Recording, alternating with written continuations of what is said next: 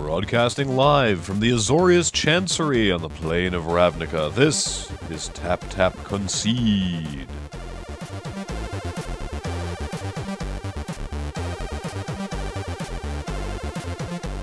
Ooh, I sound more gravelly than I thought. Oh boy. Ooh, glorious illness voice. I'm excited to be sitting next to you. Oh, this is great. Celebrating my birthday by relapsing on the cold. I thought that I'd gotten over after GP Vegas. But hey. Happy birthday. I'm celebrating your birthday by... Yeah. Oh. It's time to talk about... allergies. GP Vegas.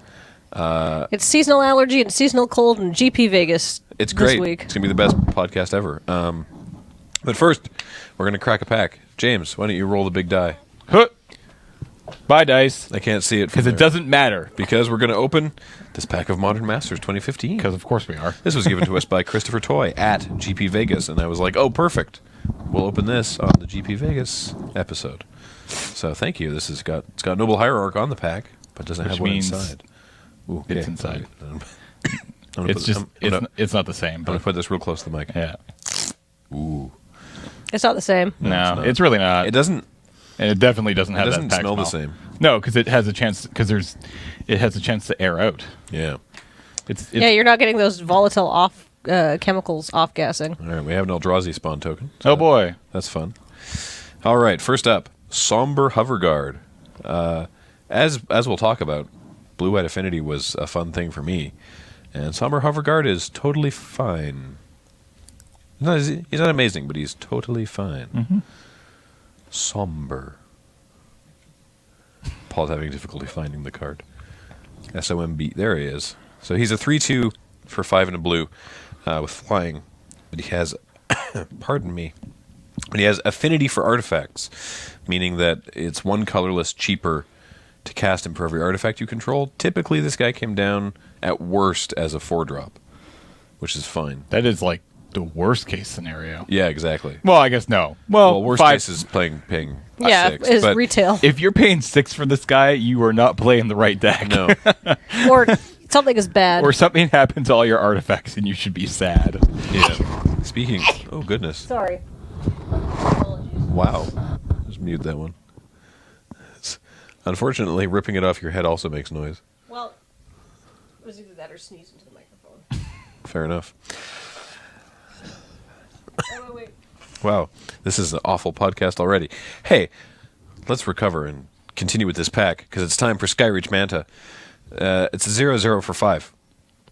That's not very good. It flies, which doesn't make it better if it's a 0/0, but it has Sunburst. Enters the battlefield with a +1/+1 counter on it for each color of mana spent to cast it. So at max, you can have a 5/5 flyer. Yep. If you're in the Sunburst domain multicolor deck. Somebody did tell me that, 5-color good stuff was pretty okay. Mm-hmm. It's Also, absolutely okay. It's easier to get domain because of the bounce lands, right? Because those produce 2 mana of 2 distinct colors. Well, to be specific, it's easier to get Sunburst, or it's easier to get all 5 colors. Yeah, but not domain. Actual domain No, checks that's true. basic Yeah. lands. Yeah. All right. Well, But Sunburst is 5-color. great with the bounce lands. Yeah. You are correct there. Next up, we got Wings of Velisvel. It's Wings of LSV. it's His favorite card. Is it really? No. It's 1 and a blue for an instant with Changeling. So the instant is all creature types, which means that you can return it from your graveyard if you have something with Soul Shift, because it's a spirit, or you can tutor for it, or whatever. It's weird. well, here's the thing. Didn't this card kind of blow you out? Not this one. No, I'll tell you which one did. But this says, until end of turn, target creature has base power and toughness 4/4, gains all creature types, and gains flying. They did something really similar to this in Theros block. It was Hour of Need, where you could change all your creatures into 4/4 Sphinxes. However, Hour of Need is better. Hour of because Need is significantly better. Well, Hour of Need also exiles the creature and replaces it with a 4/4. replace it. That just turns it They in. actually almost functionally reprinted recently, with Dance of the Skywise, which temporarily turns the creature into a dragon. oh, yeah. In the same way that this only temporarily does it. But this is a tribal instant, and it also gives them all creature types. Dance of the Skywise just turns them into a dragon. Yeah. I mean, Dance of the Skywise, you can cast this pre-combat if you need to check against something that cares about dragons, though. That's a corner case. Next up, the Court Homunculus. It's a 1/1 for a single white artifact creature homunculus. So it's a white artifact, but it gets +1/+1 as long as you control one other artifact. It's not for every artifact, just if you control any other. That card would be bonkers good if that Then, was the then case. it's a 2/2. It would Yeah. be a mythic. This card fits right at home in the Affinity deck. Yeah. Like, it's fine. Sickle Ripper. There's 1 and a black for a 2/1 with Wither. What's Wither do? Wither gives it a -1/-1 counter instead of damage. So if I have a Sickle Ripper and you have a Court Homunculus. Oh, no, that's a bad example. Cathodian is a 3/3. Yeah, a 3/3. And I attack with my Sickle Ripper, and you block with your Cathodian. The Sickle Ripper will, instead of dealing 2 damage to a creature, will put 2 -1/-1 creatures on your dude. Or So counters. Counters, sorry. So after combat, my Sickle Ripper will obviously die because it takes 3 damage, but your Cathodian will now be a 1/1 because it has 2 -1/-1 counters on it. So that is Wither is interesting. Then you get into proliferate shenanigans Oh, yeah. and kill the Cathodian. Yep. Custodian. The Grim Affliction Yep. card is 2 and a black instant. Put a -1/-1 counter on something and then proliferate. Mm-hmm. Yeah, I got ruined by that one. I mean, if nothing else, it kills a bear, Yep. which sometimes you want to do. Sometimes you got to do it. It's actually good for turning off the artifact deck. Sorry. Cloud Elemental is next. It's 2 and a blue for a 2/3 with flying, but it can only block creatures with flying. That's fine. Yeah, as it turns out, that's not a big deal. Nope. Brute Force. I mean, a 2/3 flyer for 3 is still really good on curve. Yeah. Brute Force is the color shifted giant growth. It's a single red mana for +3/+3 until end of turn. It's pretty good in the red-black, really aggressive Bloodthirst deck. Yep. Plummet is like green's only removal. It's Green Dewblade. 1 and a green. Instant destroy target creature with flying. You know, it's also really good in that aggressive red-black Bloodthirst deck. Grim Affliction. Yeah. Which we don't have in this pack yet. Frogmite is next. It's 2/2 for 4 colorless artifact creature, but it has affinity for artifacts. So you can often get this guy for free. Yeah. You just be like, oh, I control 4 artifacts. He's free. He's Yeah. just a 2/2 for free, which is fine. Yep. I mean, at worst, he's like usually a 1. Is he better in this? Because I think he's better here than he was in Modern Masters the first time. Because I think a Oh, lot of yeah. people were stoked for this guy in the first Modern Masters, and he kind of turned out to be a dud. Yeah, and I think that people still think he's a dud. And he's not amazing, but I think he's much better here. That's interesting. That's cool. I'm glad he found a home. Me too. Well, there's a lot more artifacts in this deck. Like, look at how many artifacts we've already opened, right? Yeah. 3 so far. 4. Oh, Yeah, speaking of artifacts, it's a Sphere of the Suns, which is 2 colorless for an artifact. Enters tapped with 3 charge counters on it. And you can tap and remove a charge counter to add 1 mana of any color to your mana pool. That's also good for Sunburst. Yep. Super good card here. Vampire Outcasts. 2 black for a 2/2 with lifelink. well, that's just terrible. But it's got Bloodthirst too. So if you've damaged your opponent, it's a 4/4 with lifelink for 4. On 4 if you can. If you play this guy out on curve, they're really good. Oh, yeah. Trying to fight against a 4/4 with lifelink, it's just like, nope. I had a really good plan for one of the Modern Masters drafts I did. I got 2 Shadow Mage Infiltrators, and so I drafted Bloodthirst heavily. It was like blue-black, so it had Proliferate and Bloodthirst. And so the idea being I would swing in with the Shadow Mage Infiltrators, which could not be blocked. Except by black creatures or artifact creatures. And the first deck I faced was like all artifacts. So it was a terrible matchup for me, and I ended up losing. Bummer. It was a good plan. You had 2 infiltrators. Yes. Dang. It seemed like a really good plan. Wall-to-wall Finkel. All right, what's next? Next up is a super cool enchantment. Pillory of the Sleepless. Yeah, this card's good. It's 1 white-black for an enchantment creature, or a creature enchantment. The creature can't attack or block, so it's like a pacifism. But additionally, at the beginning, pardon me, at the beginning of your upkeep, you lose 1 life. The creature gains the ability at the beginning of your upkeep, you lose 1 life, which is relevant when you're playing in competitive rules enforcement level, because this ability is the responsibility of the player whose creature is enchanted to remember. And so if you put it on your opponent's creature and then they untap and draw their card, then they have missed this trigger. Yeah. Which gets them a warning, actually. Because it is their responsibility to remember it. We were in uncomfortable game state at one point where I'd put the pillory on one of my opponent's creatures, and I'd put a narcolepsy on another one of their creatures. And narcolepsy is my trigger to remember. Yeah. So every upkeep, he untaps, and I'm like, narcolepsy, and then he taps that creature again. And so we had one turn where I said I had animated a Blinkmoth Nexus. So I said I passed the turn, and then I looked down and moved my Blinkmoth Nexus from where my creatures are back to where my lands are. And I look back up, and my opponent goes to draw a card. And I'm like, you missed your pillory trigger. And he says, no, I didn't. I wrote it down. I'm at 10 now. And I was like, oh, well, you didn't say that out loud. Or like he had just, while I was moving my Blinkmoth, he just had written it down and went to draw. And I'm like, oh, well, you didn't say that out loud or tell me or anything. So, okay, 1 second, let me change this. And narcolepsy trigger. And he's like, I already drew my card. And I'm like, well, you didn't really give me an opportunity to tell you. Interesting. And he went, yeah, you're right. And then he just tapped his creature. Because he had not given me a chance, because he was like, we were still dealing with the upkeep, basically. Yeah. So I'm glad he wasn't trying to, like, scum me. But you do have to... You call a judge in that situation, and I'm pretty sure you're going to be ruled in favor there. Yeah. So. Yeah. So he was like, all right, I'll just tap the thing. Anyway, the point is Pillory's really good. Yep. Rakdos Carnarium is next. This is one of the bounce lands, the Karoo lands.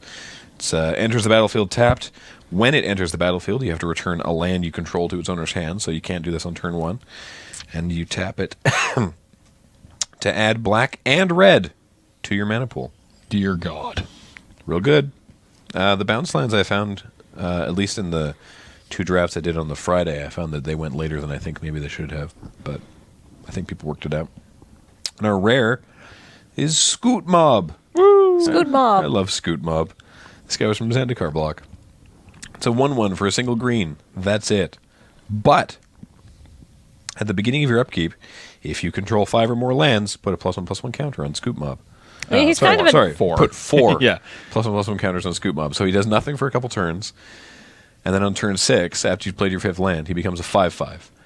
Then on turn 7, he's a 9/9. Yep. That happens every turn. Yeah. I think I saw... He's a bit of a non-bow with the bounce lands, though. A little bit, yeah. I think I saw one up in the 30s next to me during the day one. Wow. Yeah. I mean, the nice thing is... the thing, yeah, he doesn't have trample. Exactly. He doesn't have trample, and as long as you have creatures to just sort of chump all day long, he's not actually that bad. Like, it's just like, as long as I can keep blocking this guy, I don't actually care about him. Like, you can have I would be more scared of a 4/4 with trample than a 30/30 without, if I have the right creatures. So... Mm-hmm. Especially with, like, all the tokens and Eldrazi spawn in this format, right? Yeah. I just noticed something. So the flavor text on this thing, Survival Rule 781, there are always more Scoot bugs, attributed to Zerdy, Goblin Shortcutter. Oh, hey. The Goblin... No, I'm thinking of Goblin Tunneler, actually. I think it's Tunneler? I think... Well, there's Goblin Shortcutter. Right. So the Shortcutter would help, but the Tunneler is the one I'm thinking of. Because you could, the first time this happens, Oh, yeah. you could respond to this trigger in your upkeep and make Scoot Mob unblockable, then put counters on it, and then hit for 5 that turn. That'd be interesting. You could only do that once, though. Yeah. But still, I like Tunneler. He's cool. And they were in the same limited environment, if I recall correctly. Clearly, we need to make a combo deck. Combo. And our foil, our big shiny foil, is another Sickle Ripper. Yeah. The foil looks sick, though. It looks super cool. Yeah. Looks extra metal. So the 3 of us went to GP Vegas, where we met Christopher Toy. Thank you for the booster pack. And James and I played the main event, and Kathleen played some side events. Had you played any Modern Masters 2015 before you got down there? No. You didn't do a draft in Seattle?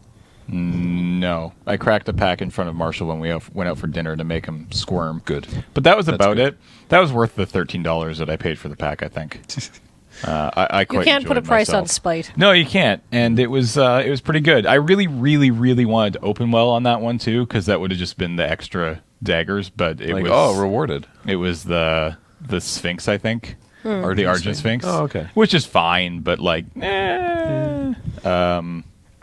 yeah, no other. So we went down. The event site was huge, as you'd expect. It was massive. and we did some drafting on the Friday. Yes. I don't know how much we want to talk about that, or if we just want to sort of. I don't remember my drafts on Friday. Well, didn't you do pretty? You did well. You won one draft. I won on one Friday. of them. Yeah, I won with a. Actually, I think I took a picture of the deck. It was a red-blue Metalcraft? Question mark. It. Yeah, it was this red-blue deck, primarily red, with Niv Mizzet and a Nobilis of War as the kind of top end. Oh, and a Hellkite Charger. So I had a lot of good 6-drops. Well, 5. Nobilis is a 5-drop, but he casts for 5 Boros mana. And then I say Metalcraft? Question mark? Because I also had a small artifact sub-theme with 2 Rusted Relics, which are very, very good, but I'll tell you more about Rusted Relic later. And a Cranial Plating, and a pair of Tribal Flames, and a Fiery Fall. So I just had sort of removal and generally good stuff, and then the top end was things like Shrewd Hatchling, Aether Snipe, Niv Mizzet, like I said, Air Servant, Spite Bellows. It worked out well, and for being such an aggressive sounding deck, those games went long. This is not a fast format. It's Is not a basically fast what format, I've I heard discovered. from everybody. I mean, I guess It can be, but you can lose out of nowhere. You with have to be in the right deck and be matched against the right deck. the tokens deck, and in like a good build of the Bloodthirst deck can both be pretty quick. Yep. But But overall, I think the format's designed to give you time to do the cool things that you drafted, yeah. which is always kind of nice, right? Fast formats can be a little disappointing. Yeah, so that was a fun draft, certainly, and doing those 2 drafts, I was really happy with just doing those. Yeah, getting a chance to play Getting a hands on the cards, Yeah. seeing what some of the decks were like. I watched Kenji draft a bit on his stream on twitch.tv/Numot the Nummy. Watched, because he did like. Didn't you just draft like all day on the Thursday? Probably. We just Modern Masters jammed it all day long. But more importantly, I know you guys drafted on Friday and it was fun. Mm-hmm. But let's talk about the main event. Yeah. So I actually realized, and I didn't bring it up until now because I want to be surprised. I actually have no idea what your deck was like. You monster. I actually have no idea what your deck Well, was like first either. of all, I think we were in you the guys- similar decks. You guys had different. Oh, yeah. You guys were in different GPs. Too, Yeah, yeah. right? so- there was so yeah, many. let's well, talk yeah, about the you should explain logistics. that. Okay, of well, actually- so the GP was massive. 8,200 registered players split into 2 GPs.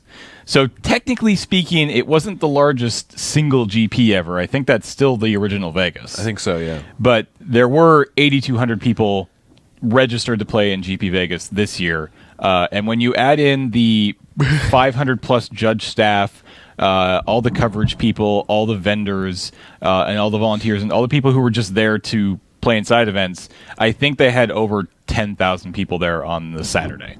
It was massive. Yeah. It was so crowded. So big. Like the biggest GP I had ever been to before that was like 2,300 people. Was that 24. Portland? Yeah, it's like Portland or Yeah. It's Portland, Vancouver, Seattle. I don't know. San Jose might have been pretty big as well, but it was massive. And logistically, they split the GPs in 2, and then they actually further split them in 4. Yeah. Although not publicly. Like that wasn't like a. Everybody had their own flight within their GP, of which there were 4, and then that flight would report to one scorekeeper each, essentially. So there was 4 scorekeepers, I believe, 4 head judges. It was pretty crazy. Well, it's nice because if like a couple of matches get delayed, then the only obviously for various reasons sometimes things just fall behind, but it means that the whole GP doesn't fall behind. It means one flight falls behind, which is really and nice. I think that they I believe they did their best to keep the flights lined up, but the GPs were not. Graham and I actually were in the separate GPs. Yeah, you were in I was in You were in GP Vegas Origins. Yeah. Where the 4 flights were named after planeswalkers from Magic Origins. Yeah. So it was Nissa, Gideon, Chandra, and Jace. Jace. Yeah. Because the tablecloths are different colors. Yep. it was And I was in GP Vegas Modern Masters, which the 4 flights were named after Modern Masters so it legendary was creatures. Tarmogoyf, It was Kikijiki. Tarmogoyf, I guess, isn't technically legendary, but he's iconic. he's a big yeah. Yeah, it was Tarmogoyf, Kikijiki, Iona, and Vendilion Clique. Vendilion Clique, yeah. And I have to say, as somebody who wasn't in the GP but did, have to come and find you to deliver you a sandwich at one point. Which is hugely well, they shut down the appreciated. food court at 3, Monsters. which was like not even halfway through the day. Yeah. So emergency rations were dispensed. But anyhow, this room is massive, obviously, right? There's tables as far as the eye can see, but being able to at least be like, all right, he's somewhere in Iona, and I can scan, and I know it's this half of this huge conference center, or huge, like, event space, right? Super warehouse. Thousands and thousands and thousands of square feet. Okay, well, there's the white tablecloths. There's the banner that says Iona. Now I don't have to spend hours looking for Graham. Yeah. It was really nice. And I basically didn't see James all day Saturday. No. Because they had one GP, which is, again, massive. 4 flights of one GP at one end of the hall, and then Artist Alley, and then all the side event tables, and then vendors, and then Reg Desk, and then the other GP at the other end. Yeah, so it was too far. We couldn't even hear the announcements that. I mean, that's probably by design. That was by design. Oh yeah, of course. So they had the 4 flights, and for at least the first 4 or 5 rounds, I think you played within your flight, and then after people started dropping out, they started combining the flights. Oh really? Yeah. We played within our flight all of day 1. Well, you continue to play. Yeah. Well, maybe I guess we didn't. I don't know. That's what I heard they were going to do, but I guess I played in my flight, at least on the table. Yeah. In those tables all day long. I think everyone luck. stayed in their flights for the whole first day, and then they combined everything. Possibly, yeah. So, anyways, yeah. So that was the logistics of the GP. It was pretty crazy. All right, so James. Yep. Let's start with you. All right. Let's talk about your deck. All right. Here, really quickly, I'll read you through my deck. All right. Sunspear Shikari, Sky Hunter Skirmisher, Mirren Crusader, Core Duelist, Hearthfire Hobgoblin. This is why I called my deck Double Strike deck. All these creatures have double strike. Or I guess the Shikari has first strike, but Right. it's close enough. I like that.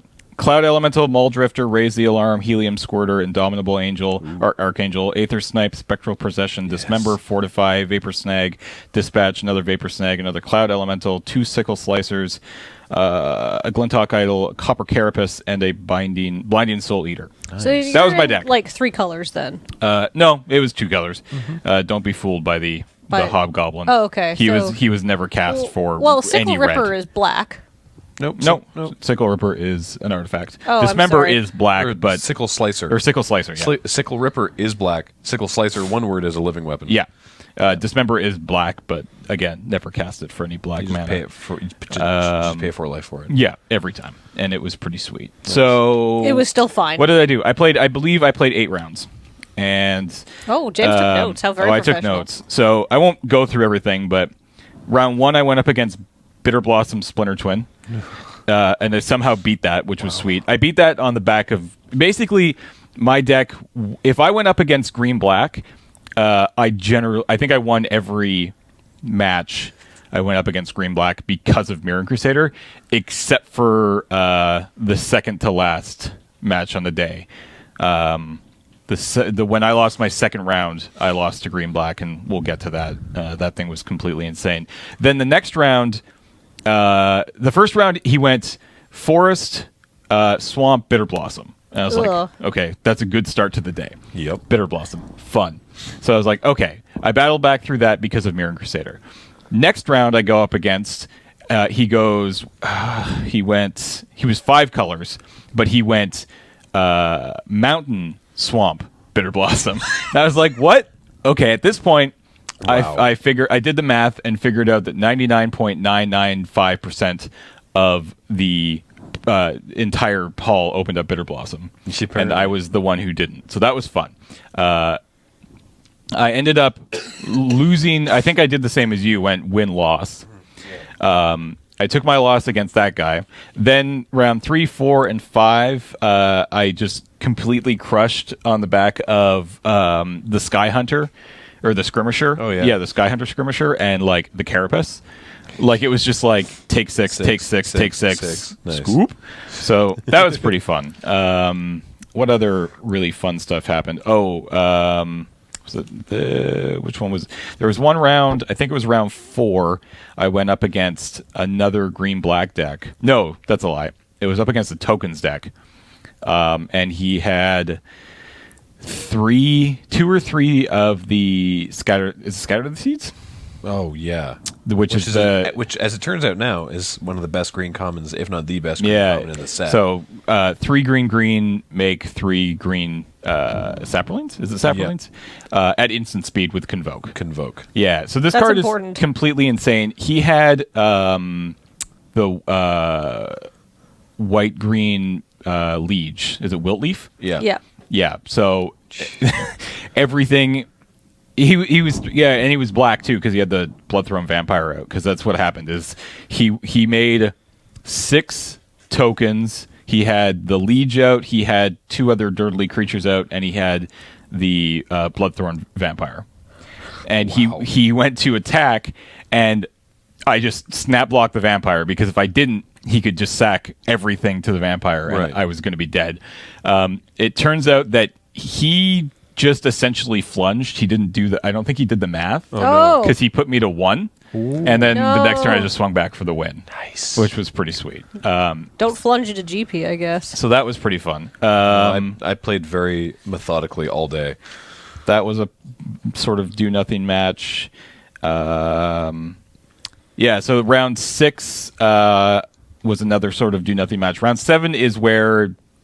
Your luck started to change? Yeah, well, I just got completely blown out. So I'm playing against a green-black-white deck, and I go turn 3 Mirren Crusader, turn 4 equip Carapace. That seems sweet. Yeah. It seems extremely good. Bash for 8.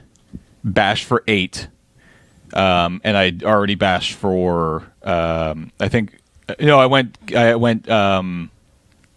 guess I went turn 3 Crusader, turn 4 attack for 4 because it has double strike, and then I went attack for 8, and then I got in for a little bit more damage with something else, and he was dead on board with a Mirren Crusader at this point. He had nothing to block with, and things were really good. So he's in top deck mode essentially because he just has nothing in his hand that's going to deal with this, and he draws the arrest. No, so I was gonna say, geez, did he arrest you? He arrests the Mirren Crusader, and I'm like, okay, we're fine. Everything is okay. I don't have him dead next turn, but my hand is still good, and I think I can still do this. And this is game 3 of this match. Oh no! And I draw. What a luck sack. I go and I draw, and it's a plains, so it doesn't really do much. I think I play another stupid creature. I think I play like the Hobgoblin at this point, but it doesn't really do anything. Right. He draws his next card. Pluck a worm. So back up to 9. I see where this is going now. And then I'm like, okay, I'm still not dead. Like, I can still do this. And then I draw another plains. No. And pass the turn. And he draws. And he plays Palaka Worm. And I'm like, okay. Double worm. I'm still not dead. This is still doable. I have outs. I draw planes. I pass the turn. Does he play a third Palaka? No. Oh. No, he doesn't play a third Palaka Worm. He draws his card. Oh, no. He taps 8. He plays Ulamog's Crusher. He didn't attack with that first Palaka Worm the turn he played the second Palaka Worm, just because I had good blocks, but he didn't have... He was easily able to attack with both Palaka Worms the next turn. Yeah. So he attacks with both Palaka Worms and puts me down to like 5 or something. And then plays an Ulamog's Crusher. And I'm like, okay, I'm still not 100% dead. Like, I can still do this, especially because he just attacked with the 2 Palaka Worms. He let down some blockers. I could maybe get through this. Even though he's back up to 16 life now. Yeah. Draw a card. It's a island. And I can't do anything. So I pass the turn back. He draws a card. And then he plays Bestial Wrath. Bestial Menace, you mean? Menace. Yeah, sorry, not Wrath. Bestial Menace? Bestial Menace. Oh, Super Friends. Right, the Super Friends. Isn't it Bestial? It's Bestial. Or, I guess. Because there's no A in there. Yes. Bestial Yeah, but Menace. bestial sounds dumb. It does sound dumb, I agree, but that's how it's And they're- spelled.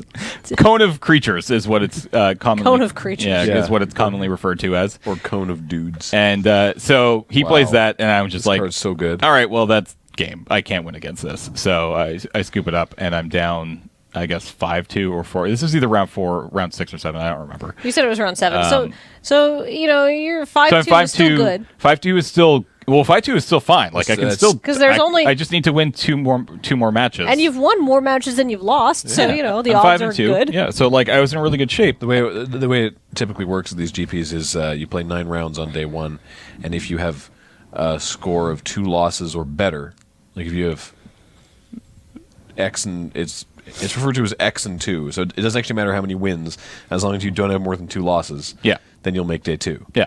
Is typically how it works. So he plays that, and I'm like, all right, well, that's game over. I can't do anything about that. And drawing 4 lines in a row, and him just going. So now you're worm, 5 and 2. Worm, Crusher, Menace. So it's like, yeah, okay, I'm 5 and 2. So you got to win the next 2 to get. So I need to win the next 2 to get into day 2. Right. So I was still feeling good. Like I'd still won 5 matches. I still felt my deck was okay. It wasn't anything special. The pool was fine, but so I sit down against my next opponent, mull to 5, don't play any Magic, and then I go to the next game and I mull to 4 and I don't play any Magic and I'm done. It's just super boring. It's just like, oh well, That sucks. that's boring. Awkward fart noise. That's a lame way to end the day, but it was fun. Did you It was- play your it was a last good day. match of the round of the No, I day? dropped after that because I went for food. Oh, yeah, it was so late. It wasn't even that. Like, it wasn't actually that bad. Like, all things considered, I guess before you jump into what your day 1 was, the GP was run unbelievably well. It really was. For a 8,000 person GP and essentially 2 GPs to be running side by side. Yeah. And the GP I was in was actually ahead of your GP. Yeah, it was. By about 25 minutes. Yeah. The GP Graham was in still ended at 10:30. Yeah. And they were projecting to end at midnight. Yeah. Going in. The deck building took like a couple hours, as they sort of expected it would, because you have to get there. You have the player meeting, which is like introducing everyone to how the day is going to go. Then you open the pool, and you register that pool, and then you pass it, and you confirm the registration, and then you do deck building, and then so the player meeting was at 9. Round 1 started at about 11. But after that, everything went really, really quickly. Yeah.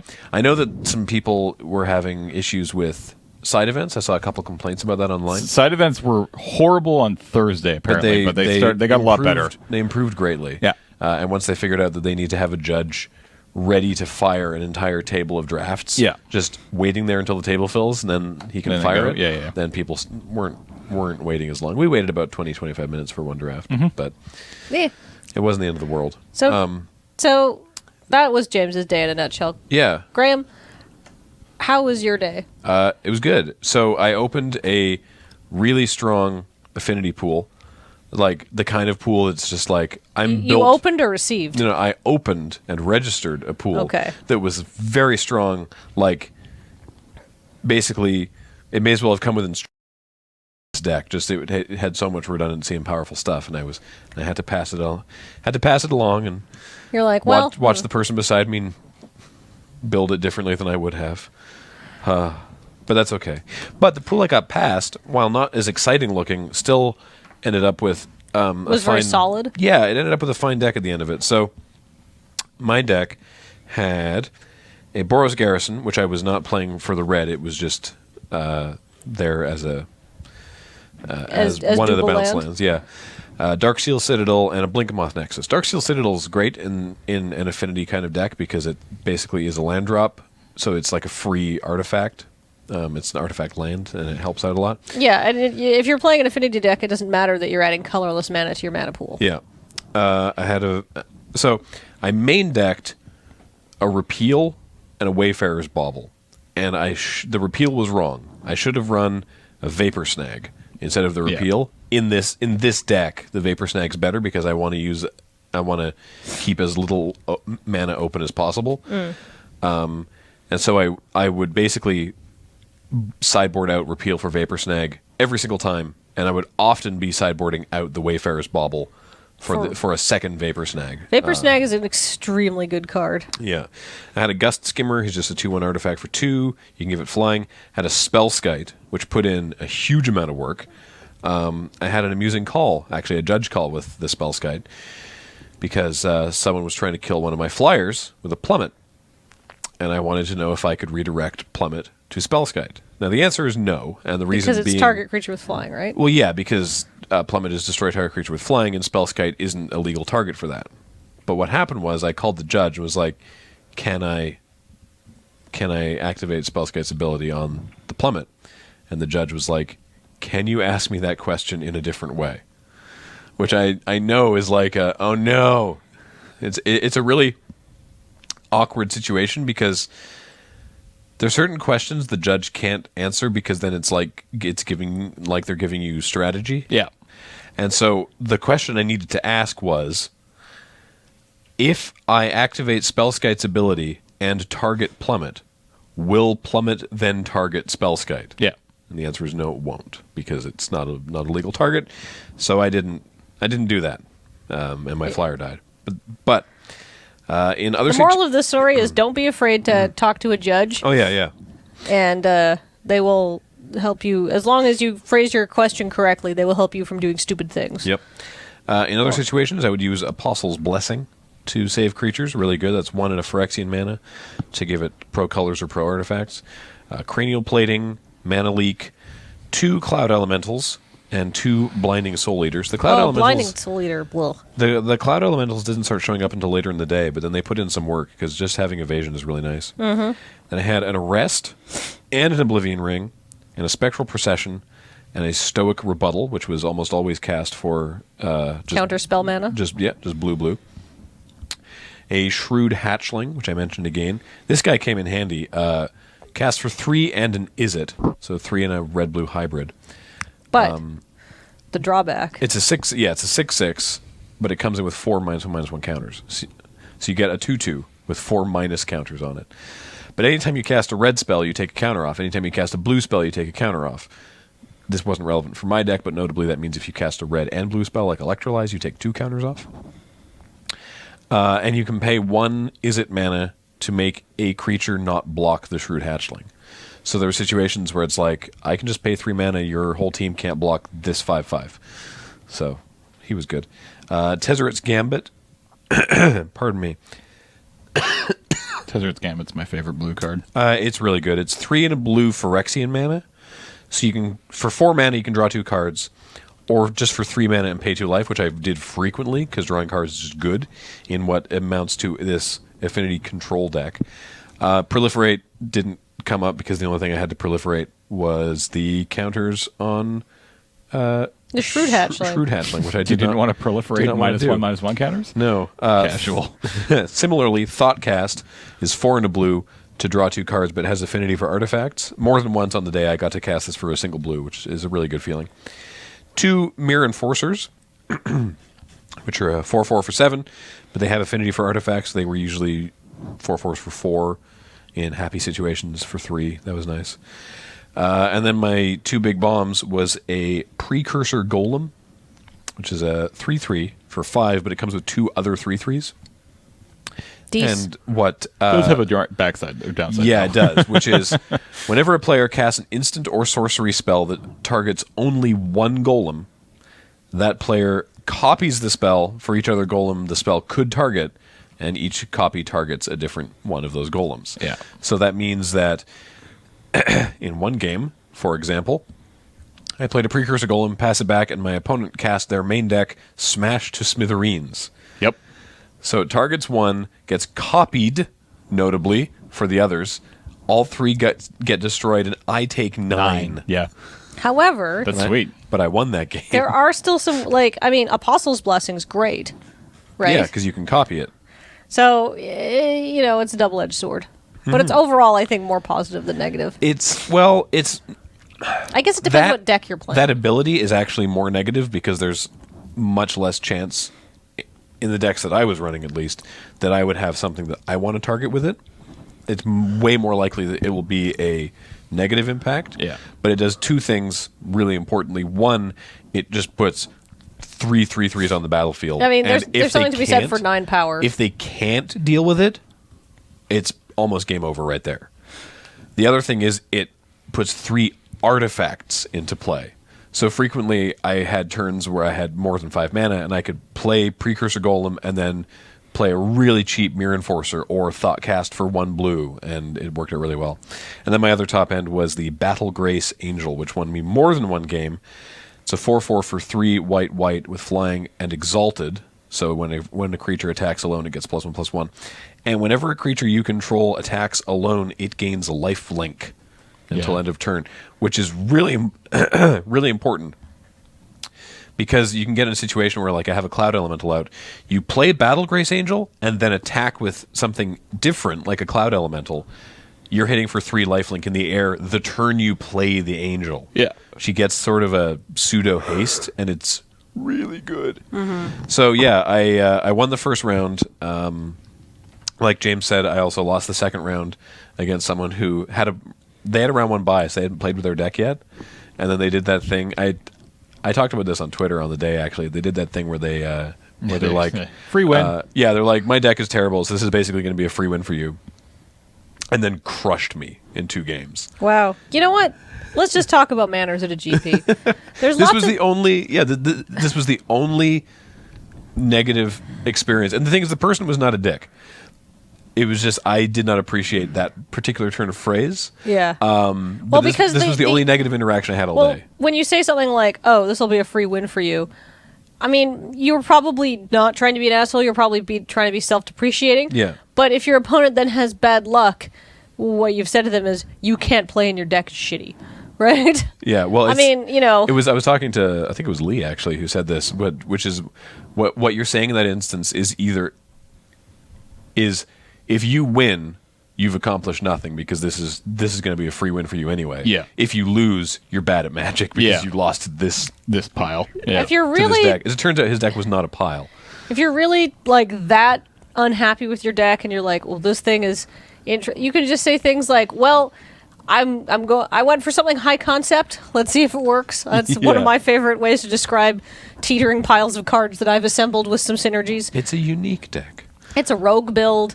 You can say, I'm not super confident about my chances, but let's see what happens. Like, if you must be self-depreciating before the match starts. Yeah. There's lots of ways you can do it that aren't going to make your opponent feel bad. Everybody else, by the way, was great. I actually had so many really fun interactions with my opponents all day long. Generally really, really nice people. I played with a lot of really nice people in side events. It's actually the one thing I didn't mention. Every single opponent knew who I was. Oh, wow. Every single one of them. Wow. There was one point in time where all 5, and this is not me like humble breaking, this is me being like, I'm famous, blah, blah, blah. I actually don't like it, especially to GP, because it kind of throws me off. At one point, all 5 people around me knew who I was, and I was like, "This is like my opponent and both matches? matches beside me." And I was like, "I don't like this." That's a little stress. It is, because after both their matches finished before mine, And they just so they watch just you. watched, and I was like, I hate when people watch. because I was not playing in the main event. I'm not super good at sealed, to be completely honest with you. Like, I much prefer draft. I've only ever done really well in one sealed event. And that was when I just had a bonkers pool at the Cons of Tarkir pre-release and played well. Like, I'm not saying it was all luck. I played well, but normally I don't do that great at sealed. It's just I'm not super great at building decks. Anyhow, and so it's sort of at the end of the day, Graham was still playing. Graham was doing well, spoiler, and some of his matches were going long. And there was at a couple points, so like 2 or 3 people like trying to come and talk to Graham while he was playing. That I spent probably a good hour and a half running interference and talking to people so Graham could concentrate on his matches towards the end of the day. I totally don't mind. Not like running interference, but just being like, hey, come and talk to me. He'll talk to you when the round is over, but please don't ask him to come sign your playmat. Like, the round is going long and it's game 3. It's cool. It's totally cool. I don't mind if people watch. It's completely fine.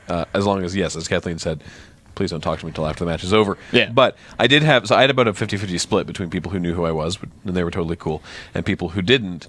But the funny thing about people who didn't is because other people they wonder what's come over going on. at the beginning of the round, and they'd be like, hey, can you sign my playmat? Or, hey, I love your videos. And then after about the third person, the opponent's like, all right, who are you? Yeah, why should I know who you are? What's going on here? And but when I explained it to people who didn't know who we were, they're like, oh, okay, maybe I'll check it out. Who knows? Yeah. But in that second round that I lost, I discovered something super relevant. Rusted Relic, really good card. It's an artifact. It sits there and does nothing until you have Metalcraft, and then it's a 5/5. So you can play it on turn 4, and then it being only your second artifact, and then on turn 5 you play another one, and suddenly you're hitting with this guy, or maybe you can get him online even faster than that. He's a really good blocker. Rusted Relic is also a golem. You'll see on the card text, Rusted Relic is a 5/5 golem artifact creature. Yep. Turns out that is incredibly relevant when you have a Precursor Golem out.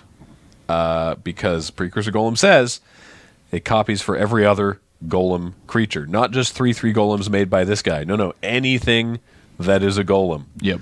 So like one Vapor Snag is a huge blowout. That's not as big of a blowout as Spread the Sickness, which is just destroy a creature and proliferate. So my opponent casts Spread the Sickness on my Rusted Relic. It gets copied 3 other times. Oh, because you had the Precursor. Because I had Precursor out. Okay, so you have a 3/3 and a 5/5. Yeah, so it completely wipes my board, kills all 4 of them, and then my opponent gets to proliferate 4 times to put 4 more counters on his Helium Squirter, making it a 7/7, which was lethal. Nice. Yeah, that was a complete blowout that turn. That's pretty insane. I definitely saw somebody dismember a golem with the same board state with 3/3 and a 5/5, and it's just like, here's a 1 for 4. Here's a sort of pay 1 colorless and 4 life to wrath the board. To essentially. one-sided wrath the board. Yeah, that seems very okay. That was a very, very good play. So how did you? So without going into too many details, how did you end up doing on day 1? On day 1, I finished 7-1-1, which is 7 wins, 1 loss, and a draw. I actually like to talk about the draw briefly. Sure. This is why I was like towards the end of the day when Graham was like, this is going long, and right now he's like, I think you were like 5-1-1. Yeah, and I was just like, whoa. Let me help. I've never played all 9 rounds of day 1 of a GP before, because usually I think the best I've done at a GP is 4-3 drop. Is that what we did at Portland? 4-3 or 3-3? The team GP? Yeah. It was 4-3. Yeah. I think that's the best I've ever done, is played 7 of the rounds. I've never played all 9, because like we said earlier, if you get 3 losses, then you're out. You're out for day 2, and you can play extra for fun and Planeswalker points. Points. You get 24 points a win, and that can get you to a bye.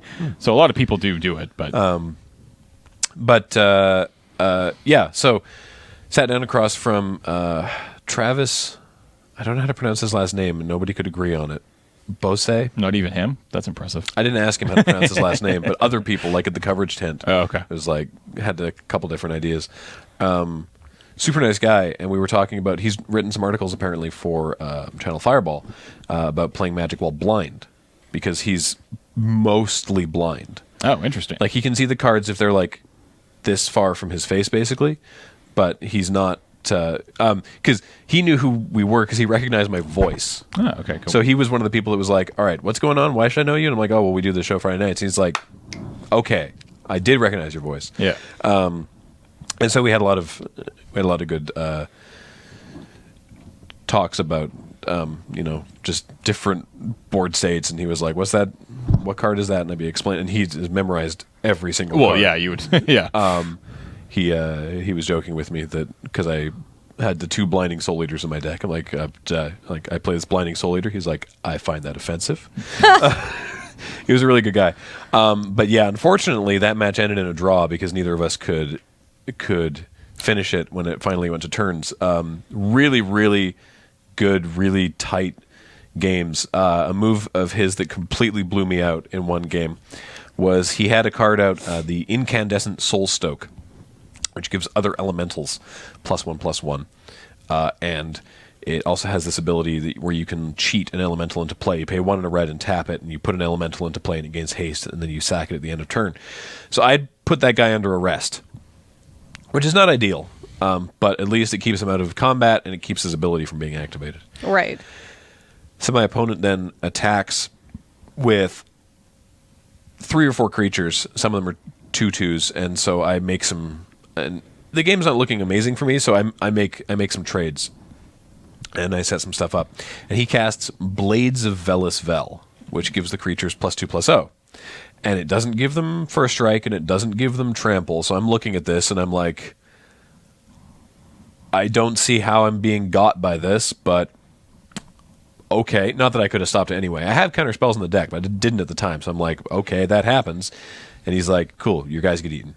And I'm like, what? They're still, what? This doesn't bump toughness? I don't understand. It also says, the card continues, +2/+0. The creatures also gain all creature types. So they're all so they're- elementals. So they So become they all get elementals. +1/+1. Incandescent Soulstone gives them Yeah. +1/+1. So Good just, play, Travis. yeah, just eats my board. And I'm like, oh, that's bad. Those onboard beats. Womp And womp. Then there was a turn where I made the wrong play that turned out to be the right play. I made the right play by not reading the card and making an incorrect play. So I had the Shrewd Hatchling, like we mentioned before, and it only had 1 -1/-1 counter left on it, so it was a 5/5. Okay. And Travis casts Combust, which is an instant that deals 5 damage to a blue or white creature. Can't be countered. Yes. Now Can't be that's the prevented. part. That's the part I forgot. Combust can't be countered by spells or abilities. It deals 5 damage. This damage can't be prevented. Yeah. So I'm like, so he's like Combust, and I just snap my mana. I go Mana Leak. Wait. As soon as I say Mana Leak, I remember that there's more text on Combust, but I wasn't thinking straight, and I was like, Mana Leak. Oh no. And he's like, yeah, it can't be countered. I'm like, yep, you're right. I guess I just tap this mana for fun then, and I start to bring the Mana Leak back to my hand. He goes, No, you still cast he's that. like, no, you still cast the spell. And I'm like, you're right. Shoot. So, because you can cast it, it just doesn't work. Yeah. So I'm like, okay. And I go to put it in my graveyard, and I'm like, wait. That means I cast a blue spell. That means I take a minus counter off the Shrewd Hatchling. Yeah. So it's now 6 toughness, so Combust doesn't kill it. Yeah. And he's like, yep, let's go to the next game. So, pardon me. So if I'd known everything, the correct play would still be was to cast to the Mana cast Leak Mana Leak for fun. to not counter the spell, just to cast and be like, I cast Mana Leak to take the counter off. But doesn't it need a target? no, you can still cast it. All right. Yeah. I mean, you can target Combust. It just can't be countered. It just doesn't Oh, work. yeah, right. Yeah. It can't be countered. Yeah, Not like here's the deal, right? Like it doesn't say Combust can't be targeted by the count. Yeah, Yeah. that's fair. It just can. So You can cast as many counter spells as you want. So it's like I should have known that it can't be countered and held the Mana Leak. But actually what I should have known is that I could still cast it even though it can't be countered, and doing so would save my Shrewd Hatchling anyway. Paul? Oh, it's just the Gatherer rulings for Combust. Combust can be targeted by spells and abilities that try to counter it, such as Cancel.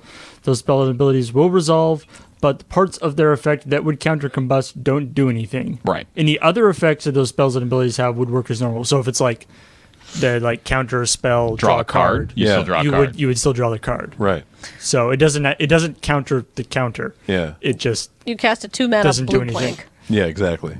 So I just thought that was really a neat interaction where I made a mistake, but it ended up being the correct play. So I sort of next leveled myself.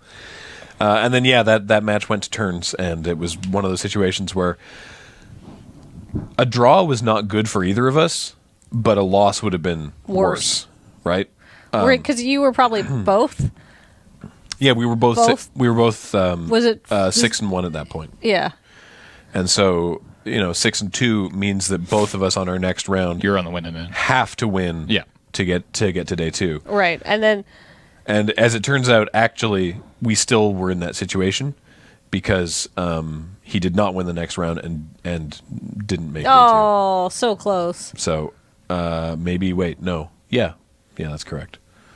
But you won your next round. So yeah, I did. It was tough. So just quickly, did they give you any more time in that game than you would have normally?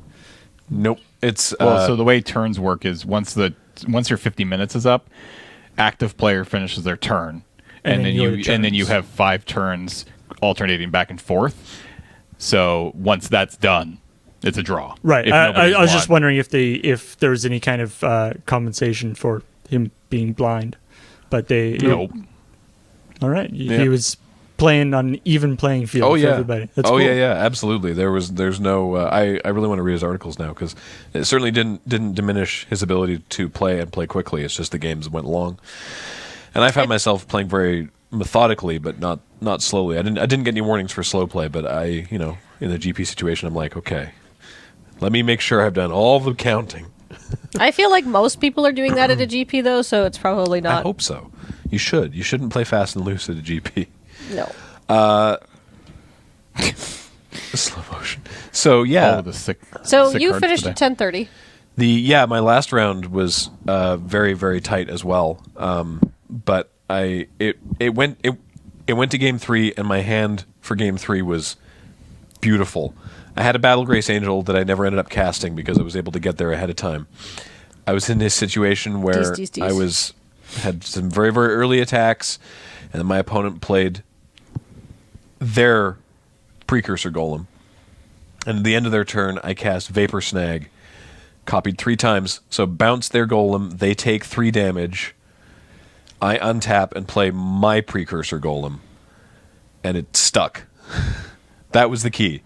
I played it, it was their turn, and then it became my turn again, and I still had the Golems, so I was able to attack with them, and that was what allowed me to win that game, because it was going to go to turns pretty soon. There was about wow. 2 or 3 minutes left in the round. Yeah. Yeah, late in the day, I didn't have time between rounds, so thank you for bringing me that food. No worries. It took Graham like 3 rounds to eat a sandwich. Yeah, because I didn't have time to actually eat it all between rounds.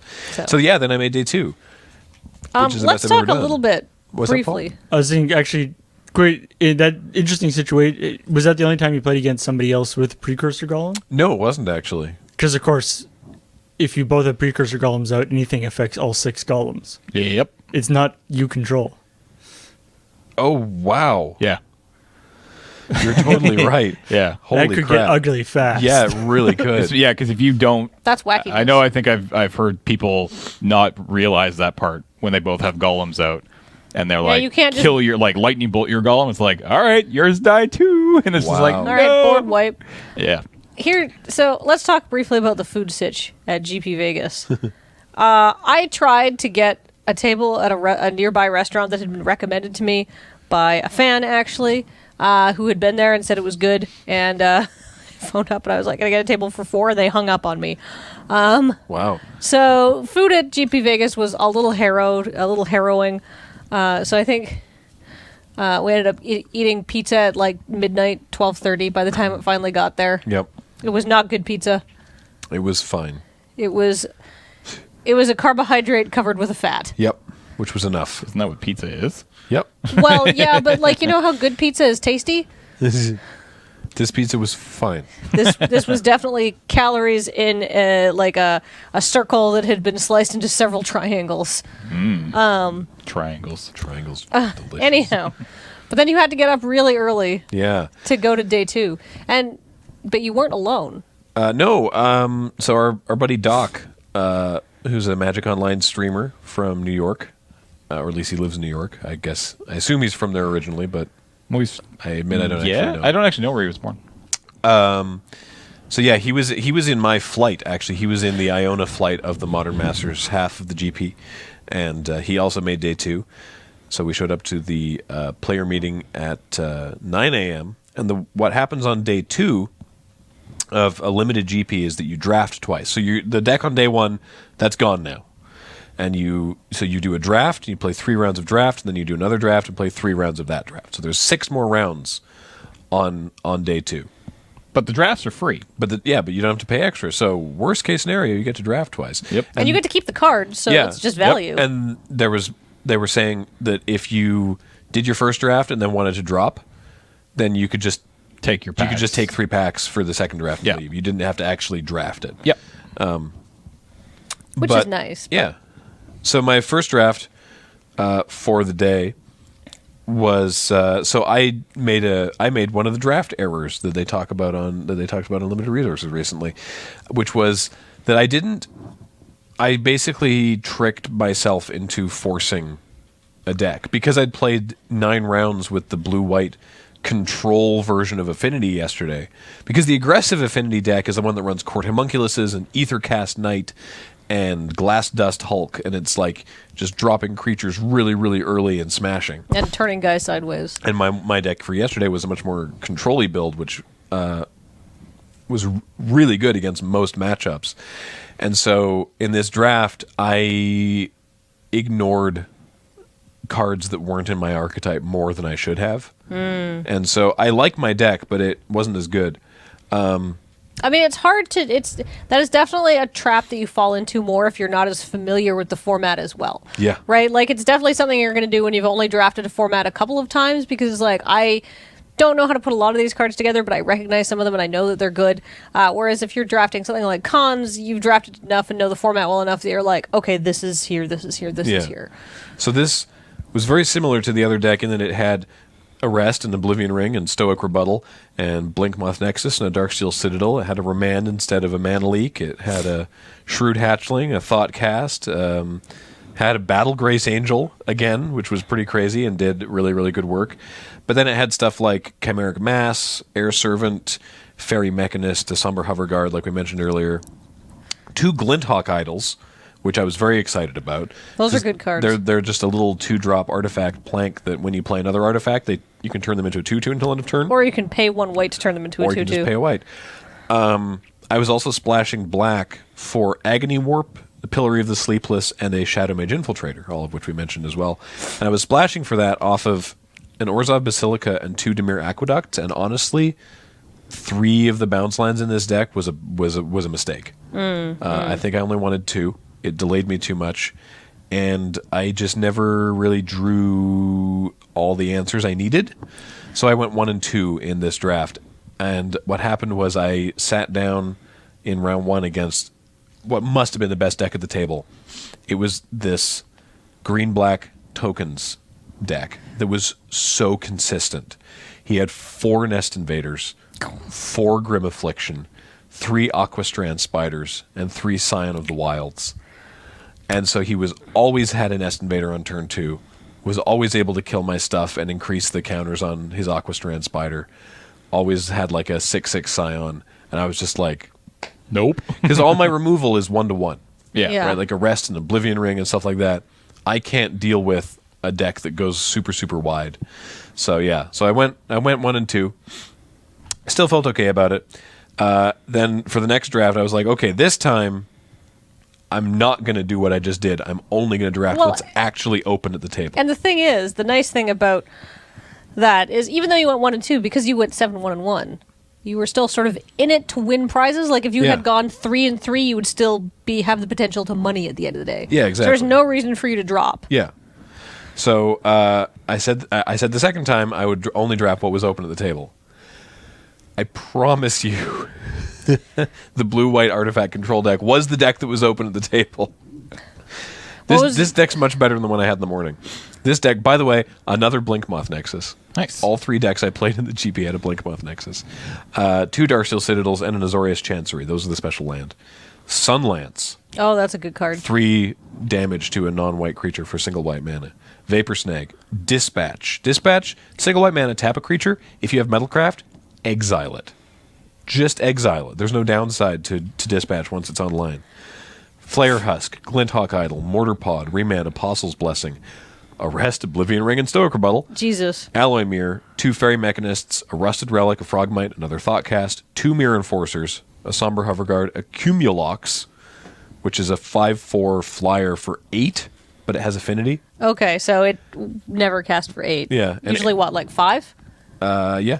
An Air Servant and a Precursor Golem. Her servant's so good. Air Servant is actually one of my favorite Magic cards. The Precursor Golem was my pack 2 pick one. I was like, oh, okay. Like, I think the first card I picked was Sunlance. It was not a good pack, and I was like, well, removal. This is good. This goes in a couple different decks. Cool. It's a good card. Then there was another sort of mediocre pack, and I picked up the Remand there because I'm like, well, okay. I'm still paying attention to all the red cards and paying attention to all the black cards, And all the green cards. and then I started passing cards that would have been good in this deck until I realized that they just kept on coming, and I was like, all right, I need to start picking this stuff up now. Nice. And so went into that deck, and that deck went 2-1. The old 2-in-1. The old two in 2-1. Perfect lure MTG. Yeah, and that was again, there were some really, really tight games there. But relevantly, going 2-in-1. Yeah, that meant that I went 3-3 in the day, so I finished up at 4-1. Yeah. Which was enough for 173rd place in that half of the GP of 4,000-ish people, which means I get $200. So that's cool. They were paying out to 230th place. And that happens once you hit 3,600 people. So Yeah, if that GP had been smaller, you wouldn't have prized. exactly. So it's pretty sweet. Nice. That- yeah, spoils of Man, victory. Paul is on point with the Yeah, with his with the other cards today. yeah. So yeah, that was super fun and crazy, and yeah, I got. Ooh, this is interesting. I got a warning actually during the draft portion because I completely zoned out and picked up cards before I was supposed to. For those who've never done a day 2 draft, it can seem pretty stressful. I remember when Jared day 2 GPC tack. Yeah. And I was watching him draft on the second day, and I was like, that's too stressful. Yeah, I mean, if you've ever could- watched a Pro Tour or Yeah. a GP draft, I could, and at the time I was like, I could never do that. That would stress me out too much. And at this, I was actually, probably because I'm more comfortable at Magic now, but I was actually quite relaxed during this draft. But the way it works is that you sit there, you have 3 packs, and there's a judge instructing you, and they're like, draft, pick up your cards and make your pick. You have 45 seconds. And then he'll be like, He has like a little stopwatch. yeah, basically. and it's like, you have 10 seconds, you have 5 seconds. Lay out 14 cards to your left. Draft, pick up 14 cards from your right. You have 40 seconds. And it's like, it's very like, dun-dun-dun-dun-dun-dun-dun-dun. Yeah. It's And like, then you "Oh, I can't, have and this you time." can't, what I'm sure most people are used to doing when they're drafting with their friends around like at home or just very casual rules enforcement level is if, we try to zone draft at Lady Planeswalkers. Yeah, same. Because if you're not familiar with what that means, it means that if there's a pack sitting there waiting for you, then you can't be passed more than one pack. So say I've made my pick and I put the pack down and I get my next pack and I make my pick. If the person to my left, if it's the first round of the draft, has not taken that pack that I gave them and made their pick, I cannot pass them the second pack, because when you get like 3 or 4 packs building up, it delays the whole draft actually Yeah. more. But aside from that, like the if you're doing like a casual draft and you're not playing with people who have played like a whole bunch, nobody really cares if we're at Lady Planeswalkers or just having a casual draft here. If somebody's like, and just picks up their picks and like riffles through them and then puts them back down and then does their pick. Yeah. If you're new to drafting, there's Well, yeah, because there's you're no also, reason to be like, hey, you can't technically do that. you're also not allowed to, at this rules enforcement level, you're not allowed to look at what you've already drafted. Yeah, until except for between. in between packs. Yeah. Yeah. So my warning was, it was the second pack, I think. There was 3 picks left in it, and not my opponent, but the guy to my side had laid them out really early, like he'd made his pick and just gone 1, 2, 3, and then the guy said, lay out the packs to your right or to your left or wherever, and I'd zoned out and skipped ahead to the pick stuff up, and I thought I was late, so I was like, 1, 2, 3, pick these up, and I was just like, pick up these 3 cards, and then a judge out of nowhere just like slid right up beside my head, was just like, I'm gonna have to issue you a warning for that. Yeah. Because I looked at my packs early, which is totally fair. But I was just like, huh? What? Oh, yeah. Oh, okay. Yep. No, that's fair. I completely missed that I'd done it. Don't hold your friends to that level of draft rules enforcement when you're playing at home. But be prepared for that if you do any kind of like. Or at F&M. You're allowed to look at your picks at F&M too. Yep. Yeah, well, because F&M is like Is casual. Is casual Yeah. rules enforcement. You know what day 2 of a GP is? Professional level Yeah. rules enforcement. Which is Never no- played at professional level before. So By the way, the warning amounted to nothing. It's they just put a thing on it, and if you get a bunch of warnings for doing it, then you're in trouble. Yeah. right. But yeah, but The idea being, don't do that, but we're not going to throw you out of the draft because It's interesting, you did it. actually. I'm curious to see if they, with GPs getting more and more popular, especially this one, day 2 of Grand Prix Las Vegas would have been filled with more first-time day tours like yourself Yes, it than was. ever before. And it can be a stressful situation, and Oh, they yeah. don't really make it less stressful by the way the judges call those drafts. And I could see that rattling a lot of people who are Oh, yeah. like not great in those situations. And I'm curious to see if they try to not necessarily like ease off the rules, but even just give the judges instructions to be a little bit more softer with the voice and not so like drill sergeant. I felt that way about Which is this interesting. particular warning. Yeah, and it's just like and the warning's fine. And like was he harsh? Was he like sort of like rough voice and like but no. she okay. But Yeah, no, I it's just imagine sort of it was like- stern. It's stern, sure, but it was just like I have to give you a warning for that now. Yeah, like that's Oh, okay, fine. that's You know, fine. it was totally not like hey. It was just like so. It was like so you know. Is it It was a very sort of like it's not a big deal, but you're all you did drafting do the thing, and I have to do every this. table's drafting at the same time, right? Yeah. And you have one judge calling it. Yeah. So I feel like maybe at that level, considering you have the judge support, maybe give each table a judge or something like that. That's pretty much what they had. Yeah, and just let them basically say, all right, and just in a normal speaking voice, not on the mic over the PA system, just like, all right, you guys have 45 seconds, pick up your cards, you could. pass. It's just, I think it would put a lot of people at ease, and with the number of new people playing in these day 2 of GPs, like I think for the Yeah, pros but the that's problem fine, with that right? is then because you have so many tables so close to each other, people would like all the judges' voices are going to bleed together. I mean, look, I'm not saying it's a perfect system. I'm just saying, like, I think it's something that they could look into to I mean, making but the they day also 2 discussed experience. that at the player meeting too, right? Sure. Yeah, Yeah. I mean, So it's not like you're like, whoa, what? No, knowing what I was getting into, I think helped a lot. I Sure. think if you make day 2 of a GP, just know that it's gonna like there's gonna be that big voice telling you how Yeah. to do everything in strict amounts of time, and try not expect that and try not to let it stress you Yeah, out. don't let it stress you out because realistically, you probably don't need 45 seconds to make most of your picks anyhow. So you're not actually as under the gun as you probably will, as you might fear that you would be feeling. And I opened nothing spectacular. I opened a Noble Hierarch during one of those Friday drafts, but I didn't open anything crazy. And I think Spellskite is my most money card from the sealed deck.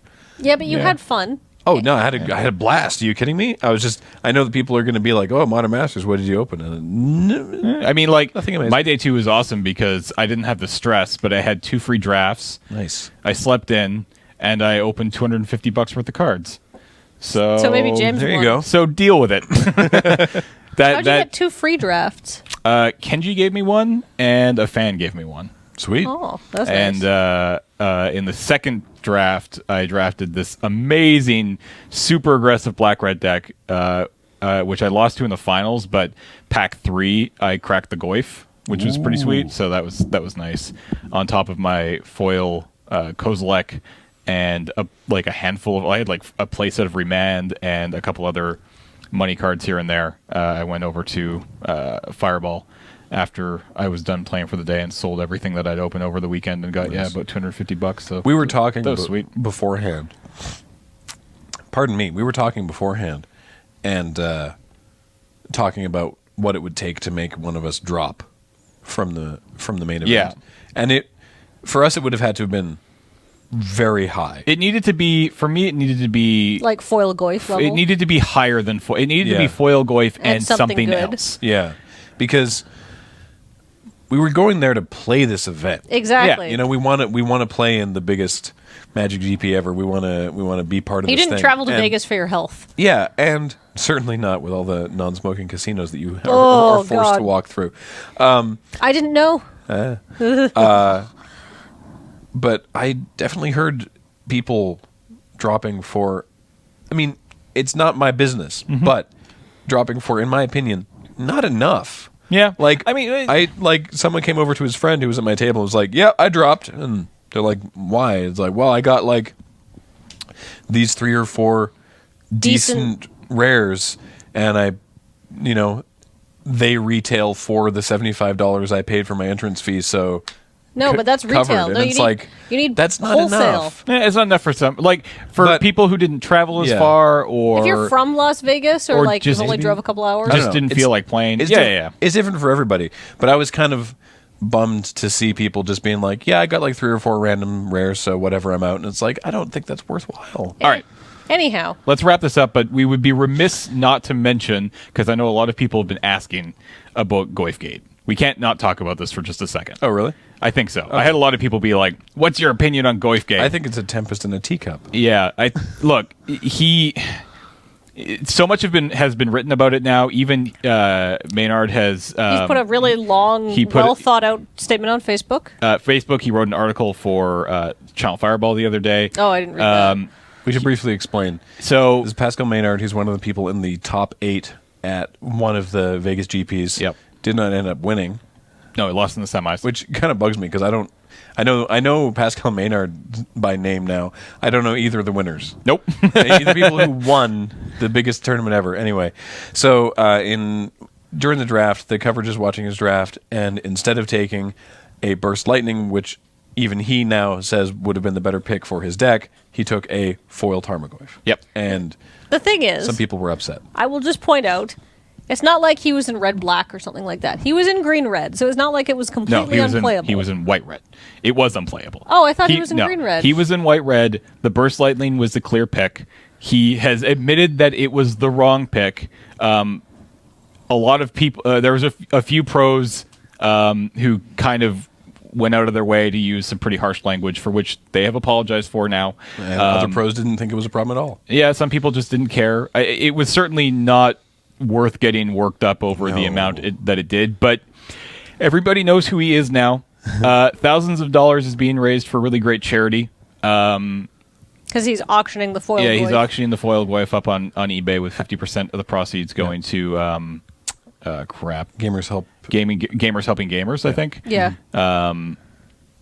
Yeah, it's just So I just wanted to say, for reference, for those of you at home, the current price on a foil Goyf is $255. yeah. Nice. So, but the auction that's going is substantially Yeah, higher. it's like- It's a sort of a charity thing, so Yeah. it's going for substantially more. Yeah. Yep. But It just doesn't seem like much to, especially at this point. Like, I just wanted to mention it really quick because a lot of people on Twitter were like, "I hope you guys talk about this." So we I did. don't know what and it's just more- like there's nothing more to say about it. Like, it's just, I have no opinion either way. we're done with it. Yeah, I think. I didn't feel like it was a big deal at the time. I know that 1 or 2 people thought it was a big deal. Other pros were like, I don't see what the problem is.